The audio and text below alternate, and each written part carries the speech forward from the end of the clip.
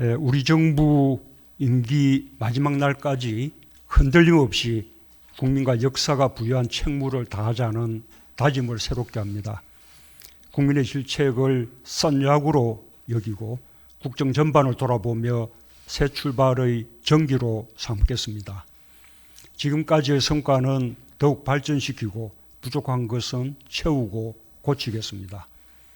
국가적으로 엄중한 상황 속에서 인수위 없이 출범한 우리 정부는 한순간도 쉬지 않고 앞만 보고 달려왔습니다.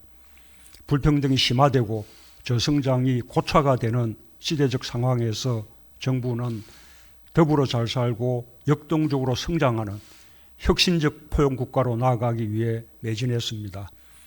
경제사회 구조를 대전환하려는 우리 정부의 노력은 고용사회 안전망 구축과 디지털 뉴딜, 그린 뉴딜을 강력히 추진하는 한국판 뉴딜로 진화해 나가면서 선도형 경제로의 전환에 더욱 박차를 가하고 있습니다. 또한 정부 출범 초기부터 일촉즉발의 전쟁 위기 상황에 직면하였지만 평화의 신념을 한순간도 놓지 않았습니다. 살 얼음판을 걷는 심정으로 조심조심 대화를 통한 문제 해결을 위해 각고의 노력을 기울인 결과 전쟁의 위기를 걷어내고 3번의 남북 정상회담과 역사적인 북미 정상회담이 성사되는 성과를 거두었습니다. 현재 교착 상태에 머물러 있지만 앞으로 나아가기 위한 숙고의 시간이라 생각하며 대화 복원을 위한 외교적 노력을 기울이고 있습니다. 우리는 지금의 잠정적인 평화를 항구적 평화로 정착시켜야 합니다. 무엇보다도 미정유의 코로나 위기 상황에서 정부는 국민들과 함께 위기 극복에 사력을 다해왔습니다. 위기에 더욱 강한 우리 국민의 저력과 성숙한 시민의식, 선진적 방역체계와 적극적 재정정책 등이 어우러지며 세계적으로 방역에서 모범 국가, 경제 위기 극복에서 선도그룹으로 평가받는 나라가 되었습니다.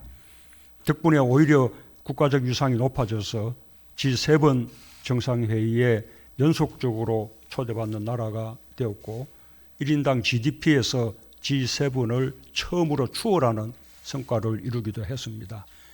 이 같은 국민적 성과, 국가적 성취는 국민들께서 자부할 만한 자랑스러운 일입니다. 그럼에도 불구하고 우리가 처한 상황은 여전히 엄중합니다. 방역 상황은 여전히 안심하기 어렵고 집단 면역까지 난관이 많습니다.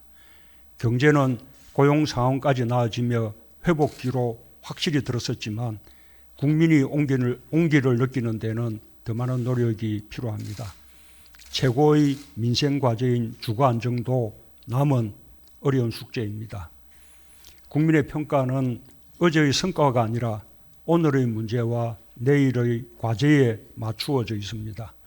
정부는 무엇이 문제이고 과제인지 냉정하게 직시하고 무거운 책임감과 비상한 각오로 임해야 할 것입니다.